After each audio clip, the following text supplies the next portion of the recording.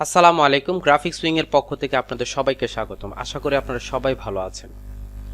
আজ আপনাদের সামনে এমন একটা বিষয় নিয়ে কথা বলবো যেটার প্রশ্ন উত্তর আমরা অনেক সময় পাই, অর্থাৎ প্রশ্নটা অনেক সময় পাই বা এই ধরনের কোয়েশ্চেন আমাদের কাছে অ্যাভেলেবেল আছে যে আমরা গ্রাফিক্স ডিজাইন শিখতে চাই বা গ্রাফিক্স ডিজাইনের কাজ করব। তো সেক্ষেত্রে আমাদের যে পিসি আছে কোন ধরনের পিসি কিনবেন বা কোন ধরনের পিসি আমার ইউজ করা প্রয়োজন। এক্ষেত্রে একটা জিনিস বলে রাখি, আমাদের মধ্যে অনেকেরই একটা ধারণা আছে যে গ্রাফিক্স ডিজাইন বা গ্রাফিক্স রিলেটেড কাজ করার জন্য আমাকে অনেক হাই কনফিগারেশনের পিসি প্রয়োজন। এটা একদম সম্পূর্ণ ভুল একটা ধারণা। আমি মানে সহজভাবে বলবো, সেটা হচ্ছে ফার্স্ট অফ অল আমি যখন গ্রাফিক্স ডিজাইন শুরু করছি তখন dual core, normal dual core PC দিয়েও আমি কাজ করতে পারছি। এখানে একটা কথা আছে, কথা হচ্ছে আমার যে সফটওয়্যারগুলো আছে অর্থাৎ অ্যাডোবের যে সফটওয়্যারগুলো আছে বর্তমান সময়ে অ্যাডোবের সফটওয়্যারগুলো একটু ভারী হয়ে যাওয়ার কারণে ডুয়েল কোর বা এই রিলেটেড পিসিগুলোর মধ্যে তেমন একটা রান করে না। হ্যাঁ, এগুলোও রান করে, তবে অবশ্যই আগের অপশনগুলো অর্থাৎ আপনার সিসি ভার্সনের যে ফার্স্টের দিকে ভার্সনগুলো আছে সেগুলো আপনি ইউজ করতে পারবেন, কিন্তু সিসির বর্তমান ভার্সনগুলো আপনি ইউজ করতে পারবেন, অর্থাৎ ডুয়েল কোর অপশনগুলোর মধ্যে ইউজ করতে পারবেন না। তো এই জিনিসটা বলার একটা উদ্দেশ্য হচ্ছে যে আমি বর্তমানে একটা গ্রাফিক্স ডিজাইনের বা গ্রাফিক্সের কাজ করার জন্য বা গ্রাফিক্স রিলেটেড কাজ করার জন্য আমি একটা পিসি কিনবো। সো এর কনফিগারেশনটা কেমন হওয়া দরকার বা আমি কি ধরনের আপনার পিসি কিনবো সেটা নিয়ে আজকে আলোচনা করব। গ্রাফিক্স এর জন্য যে আমি পিসি কিনবো এই কথাটা যখন আমার গায়ে হবে, ফার্স্ট আমার যে কোয়েশ্চেনটা আমার মাথায় আসবে বা ফার্স্ট যে অপশনটা আপনার জিনিসটা আসবে সেটা হচ্ছে বাজেট। তো বাজেট কত, অর্থাৎ আমি যে পিসিটা কিনবো সেটা হচ্ছে আমি যে যে এটার পিছনে ইনভেস্ট করবো আমার বাজেটটা কত সেটা আমাকে একটু খেয়াল করতে হবে। এখন আমি যদি আপনাকে হাই বাজেটের একটা পিসির কথা বলে দিই যে আপনি এই বাজারের পিসি আপনি নিবেন, এছাড়া আপনি কাজ হবে না, এগুলো সম্পূর্ণ ভুয়া কথা। আপনার বাজেটটা এমনও হতে পারে যে আপনি যদি আপনার কনফিগারেশনের অর্থাৎ আপনার পিসির মধ্যে বেশি না দুই চারটা জিনিস যদি আপনি চেঞ্জ করে ফেলেন বা দুই চারটা জিনিস যদি আপগ্রেড করে ফেলেন, যেমন আগের যেই আপনার পিসি আছে সেটার মধ্যে একটু আপগ্রেড যদি করেন তাহলে আপনি ইচ্ছা করলে গ্রাফিক্সের কাজ করতে পারবেন। হ্যাঁ, আমার প্রয়োজন নেই আমি এই সেই ওটা সেটা ইউজ করব গ্রাফিক্সের জন্য আমি অনেক হাই কনফিগারেশন ইউজ করছি, এগুলি সম্পূর্ণ ভুয়া কথা। সো দ্যাট এগুলো নিয়ে কখনোই আপনার টেনশন করার দরকার নেই। অর্থাৎ কি ধরনের পিসি আপনি আপনার ওই কনফিগারেশন আছে পিসি আপনি কিনবেন সেটার উপর আগে ডিপেন্ড করে, অর্থাৎ আপনার বাজেটটা কত। আপনার বাজেটের উপর ডিপেন্ড করবে হচ্ছে আপনি কনফিগারেশনটা কি ইউজ করবেন। অর্থাৎ আপনি যদি বাজেট বেশি ইউজ করতে পারেন তাহলে আপনার কনফিগারেশনটা হাই হবে, আর আপনি যদি বাজেট নর্মাল ইউজ করেন সেক্ষেত্রে আপনার কনফিগারেশনটা একটু মোটামুটি হবে, অর্থাৎ যেই অপশনটা ইউজ করলে আপনি মোটামুটি চলতে পারেন। এখন আমরা যখন মোটামুটি একটা বাজেট রেডি করে ফেলছি যে হ্যাঁ আমি বাজেট রেডি করে ফেলছি, আমি বাজেট আমার হচ্ছে এই একটা বাজেট অর্থাৎ 30 থেকে 40 হাজারের মধ্যে আমার একটা বাজেট, আমি একটা কিছু কিনতে চাচ্ছি, অর্থাৎ আমি একটা কনফিগারেশন ইউজ করতে আমি একটা পিসি কিনতে চাচ্ছি গ্রাফিক্স রিলেটেড কাজ করার জন্য। ওকে ফাইন, যখন আমার বাজেটটা রেডি হয়ে গেছে তখন আমার তৃতীয় নাম্বার যে অংশটা আমার সামনে আসে সেটা হচ্ছে আমি কি কিনবো, ডেস্কটপ কিনবো না ল্যাপটপ কিনবো। এই কয়েকটা অপশন আমার সামনে চলে আসে, অর্থাৎ আমি এখন দ্বিধাদ্বন্দ্বে ভুগতেছি যে আমি ডেস্কটপ কিনবো না আমি ল্যাপটপ কিনবো। এক্ষেত্রে আমি আপনাকে একটা কথা বলি, যেহেতু আপনার অ্যাডোবের যে সফটওয়্যারগুলো আছে সেই সফটওয়্যারগুলো দিয়ে কাজ করতে পিসির মধ্যে খুব ভালো, অর্থাৎ ডেস্কটপের মধ্যে খুবই আরামদায়কভাবে আপনি কাজ করতে পারবেন, অর্থাৎ খুব স্মুথলি কাজ করতে পারবেন হচ্ছে ডেস্কটপের মধ্যে। তবে হ্যাঁ, এক্ষেত্রে আপনার একটা জিনিস খেয়াল রাখতে হবে, সেটা হচ্ছে আপনি কোনটা প্রেফার করেন, অর্থাৎ আপনার বর্তমান অবস্থার উপর ডিপেন্ড করে আপনি জিনিসটা কিনবেন। যেমন আপনি যদি বেশি মুভ করেন, অর্থাৎ এমনও হতে পারে আপনার কাজ বিভিন্ন জায়গায় গিয়ে করতে হতে পারে, এমনকি আপনি অফিসে কাজ করবেন বা আপনার আলাদা কোনো অংশ আছে সেখানে কাজ করবেন, অথবা আপনার বাসায় কাজ করবেন, অর্থাৎ আপনি মুভ করে করে কাজ করতে যাবেন। যদি এরকম টাইপের কাজ করতে চান সেক্ষেত্রে আপনি ল্যাপটপ ইউজ করবেন। ল্যাপটপ হচ্ছে আপনার জন্য খুবই ভালো এবং প্রেফারেবল একটা অপশন। এখন আর ডেস্কটপটা কি, ডেস্কটপের মধ্যে যেটা করা যায় সেটা হচ্ছে অল্প টাকায় আপনি যদি একটু কনফিগারেশন একটু ভালো নেন তাহলে দেখা যাচ্ছে আপনি খুব স্মুথলি কাজ করতে পারবেন। সেক্ষেত্রে আপনার ল্যাপটপে ওই একই কনফিগারেশন কিন্তু একটু টাকা বেশি খরচ করতে হয়, যেহেতু আপনার জিনিসগুলো অনেক ছোট ছোট ইউজ হয়, অর্থাৎ চিপ দেওয়া হয়, সেক্ষেত্রে আপনার প্রাইসটা একটু বেশি পড়ে। এই জন্য আপনি যেই কাজটা ডেস্কটপ দিয়ে খুব ভালোভাবে করতে পারছেন ওই ক্যাটাগরির একটা ল্যাপটপ কিনতে হলে আপনাকে মিনিমাম 5 থেকে 10 হাজার টাকার উপরে বেশি অ্যাড করতে হয়। সো এখানে একটু জিনিস খেয়াল রাখবেন, আপনার বাজেটের উপর ডিপেন্ড করতেছে হচ্ছে আপনার ডেস্কটপ আর ল্যাপটপ। এখন আপনার বাজেট যদি কম থাকে সেক্ষেত্রে আপনি ডেস্কটপ হচ্ছে আপনার জন্য প্রেফারেবল। তবে হ্যাঁ, এই ক্ষেত্রে আরেকটা কথা হচ্ছে আপনি মুভ করতেছেন কিনা সেটার উপর করে, কারণ হচ্ছে আপনি ডেস্কটপ দিয়ে খুব স্বাচ্ছন্দ্যে কাজ করতে পারবেন, হয়তোবা ল্যাপটপ দিয়ে আপনার অনেকে আছে যে ল্যাপটপ দিয়ে অনেক ভালো কাজ করে, কিন্তু আমি ল্যাপটপে কাজ করতে পারি না, আমি ডেস্কটপে কাজ করি। সো এই জিনিসটা আপনার সম্পূর্ণ ডিপেন্ড করতেছে আপনার উপর যে আপনি কোনটা প্রেফার করেন। তবে আমি আপনাকে প্রেফার করব সেটা হচ্ছে গ্রাফিক্স ডিজাইনের জন্য সবচেয়ে ভালো একটা ওয়ে হচ্ছে ডেস্কটপ। ডেস্কটপে বসে খুব আরামসে দেদারসে কাজ করা যায় এবং কয়েকটা আপনার সফটওয়্যার ইউজ করে আপনি কাজ করা যায়। অনেক সময় দেখবেন যে ল্যাপটপের মধ্যে যেটা হয় 2-4টা, যেমন আমি ইলাস্ট্রেটর ইউজ করতেছি, ফটোশপ ইউজ করতেছি, অনেক সময় ইনডিজাইনও ইউজ হয়, অর্থাৎ কয়েকটা সফটওয়্যার একসাথে ইউজ হয়। সেক্ষেত্রে হয়তো লেখা যায় ল্যাপটপে দেখা যায় কি এটা আপনার হ্যাং করে, কিন্তু ডেস্কটপের ক্ষেত্রে এটা খুব স্মুথলি রান করে। তো এই অ্যাক্সেস অপশনটা যেটা আছে সেই অ্যাক্সেস অপশনটা ঠিকঠাক মতো করতে পারতেছি কিনা সেই জিনিসটা আমাকে কনফার্ম করতে হবে। আর এই জিনিসটা কনফার্ম করার জন্য অবশ্যই আমাকে ওই হিসাব করে আমাকে কাজ করতে হবে যে আমি কি কিনবো। Okay fine. এরপর একটা জিনিস খেয়াল করে দেখেন, এরপর হচ্ছে পিসি যে কনফিগারেশনটা, এই কনফিগারেশনগুলো যদি আপনি ইউজ করেন বা এই কনফিগারেশন যদি আপনি অ্যাড করেন আপনার পিসির মধ্যে, আপনি খুব সহজে খুব সুন্দরভাবে আপনার গ্রাফিক্সের কাজ করতে পারেন। অর্থাৎ পিসির একটা কনফিগারেশন আপনার সামনে তুলে ধরার ট্রাই করছি। প্রথম যে অপশনটা আছে সেটা হচ্ছে প্রসেসর। প্রসেসর আপনি গ্রাফিক্সের কাজ করার জন্য বর্তমান লেভেলে যে সফটওয়্যারগুলো আছে সেই সফটওয়্যারগুলো ইউজ করার জন্য আপনি i3, i5, i7 এর লেটেস্ট জেনারেশন যেটা আছে যে কোনো একটা আপনি নিতে পারেন। তবে এক্ষেত্রে একটা কথা বলি, i3 যদি নেন কোনো সমস্যা নেই, আপনার জিনিসগুলো ইজিলি আপনি ব্যবহার করতে পারবেন। তবে হ্যাঁ, যদি আপনি অ্যানিমেশনের কাজ করেন বা অ্যানিমেটেডের কাজ করেন অথবা ভিডিও এডিটিং এর কাজ করেন, অর্থাৎ এই রিলেটেড কাজ করেন, অ্যানিমেশন ভিডিওর কাজ করেন বা ভিডিও এডিটিং এর কাজ করেন, তাহলে i5 বা i7 ইউজ করবেন আপনি।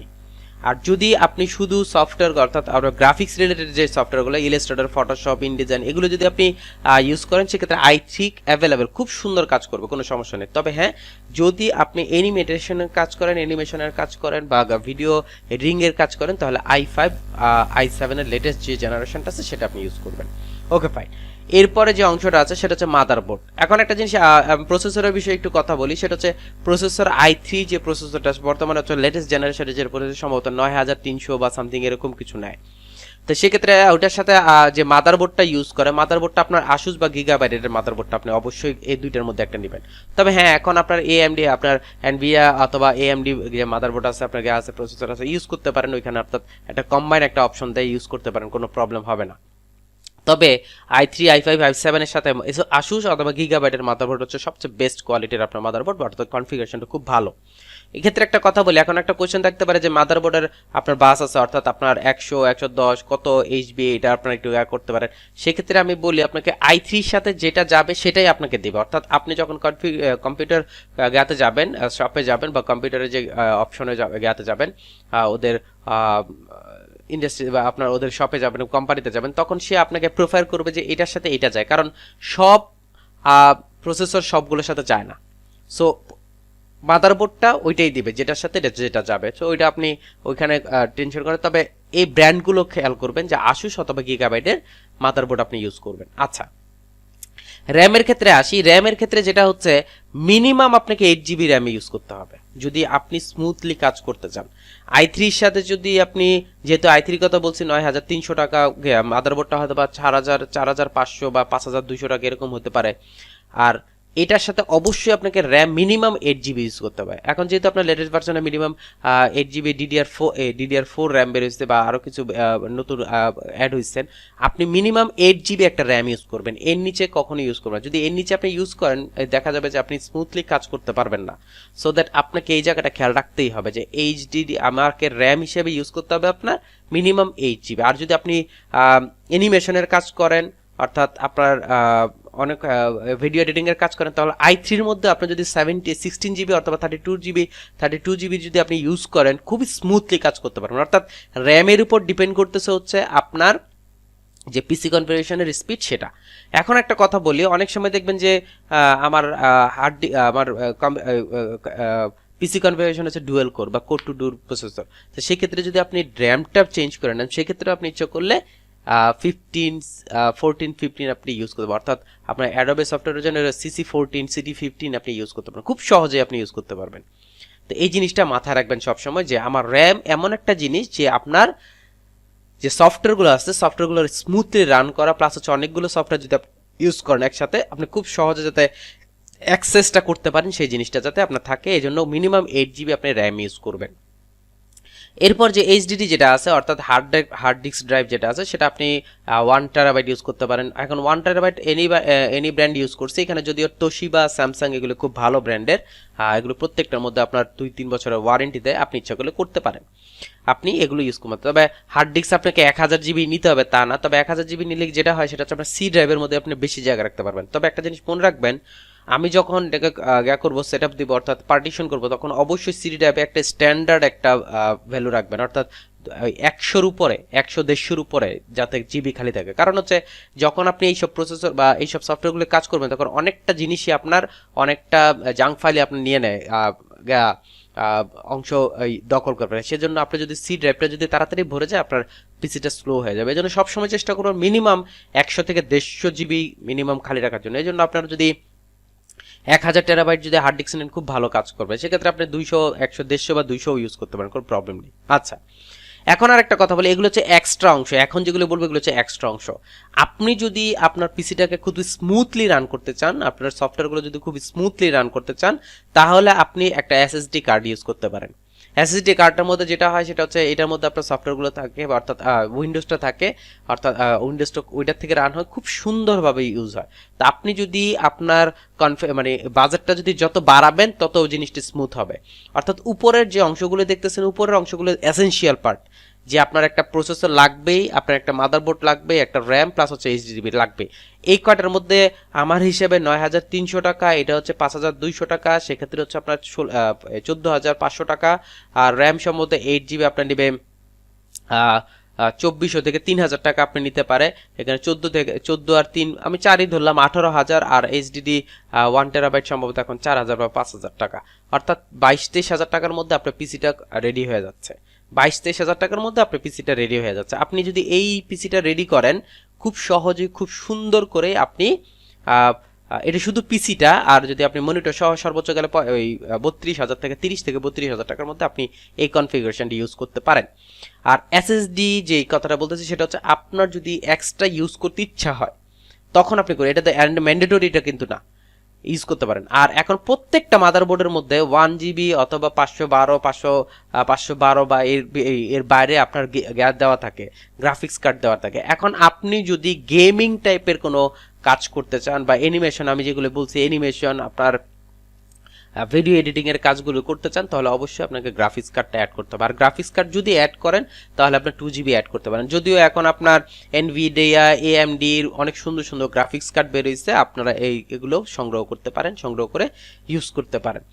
তো এই হচ্ছে আমার পিসি কনফিগারেশন, অর্থাৎ এই পিসিগুলো এই কনফিগারেশনে যদি পিসি আপনি কিনেন, অন্য কিছু আপনি ইউজ করেন। আর বাকি যেগুলো আছে যেমন আপনি যদি ডিভিডি রাইটার ইউজ করতে চান সেটা তো আলাদা কথা। আর ক্যাচিং যেটা আছে সেটা তো এটার সাথে যেটা ম্যাচিং হয় ওইটার ওরকম একটা ক্যাচিং দিবেন, সেটা তো আলাদা কথা। কিন্তু এগুলো হচ্ছে মেইন জিনিস। এই কনফিগারেশনে যদি আপনি পিসি কিনেন বা পিসি যদি আপনি নেন তাহলে খুব সহজেই আপনি খুব সুন্দরভাবে আপনি গ্রাফিক্সের কাজ করতে পারবেন। তো এই ছিল হচ্ছে আমাদের কোন ধরনের পিসি আপনি গ্রাফিক্সের জন্য কিনবেন। আশা করি আপনাদের যেই প্রশ্ন আছে সেই উত্তরটা পেয়ে গেছেন। তো আপনি যদি এই কনফিগারেশনে পিসিটাকে কিনেন তাহলে খুব সহজে খুব সুন্দর করেই আপনি কাজ করতে পারেন। তবে একটা জিনিস সবসময় মাথায় রাখবেন, একটা জিনিস আপনার সবসময় আপনি অযথা খরচ করার কোনো মানে হয় না। অর্থাৎ আপনার এইটা লাগবে ওইটা লাগবে এই করতে হবে, আমার এর কনফিগারেশন এরকম এইটা সেটা কোনো দরকার নেই। আপনি স্মুথলি কাজ করতে পারতেছেন কিনা এটা কনফার্ম করবেন বা এটা ইনশিওর করবেন, দেন হচ্ছে আপনার বাকি কথা। সো এই জিনিসটা মাথায় রেখেই আপনি আপনার পিসিটা কিনবেন। আর আপনার যদি এক্সিস্টিং কোনো পিসি থাকে সেখানে আপনার যদি ডুয়েল কোরের অপশন থাকে, জাস্ট আপনি এখানে র্যামটা যদি চেঞ্জ করে নেন তাহলে একটু স্মুথলি কাজ করতে পারবেন খুব সহজেই। তো এই হচ্ছে আমাদের কোন ধরনের পিসি আপনি কিনবেন। আশা করি বুঝতে পারছেন। এরপরে যদি আপনাদের যদি কোনো কোয়েশ্চেন থাকে কমেন্ট সেকশনে জানাবেন, আপনাদের সলভ করে দেবো। ভালো থাকবেন, আসসালামু আলাইকুম।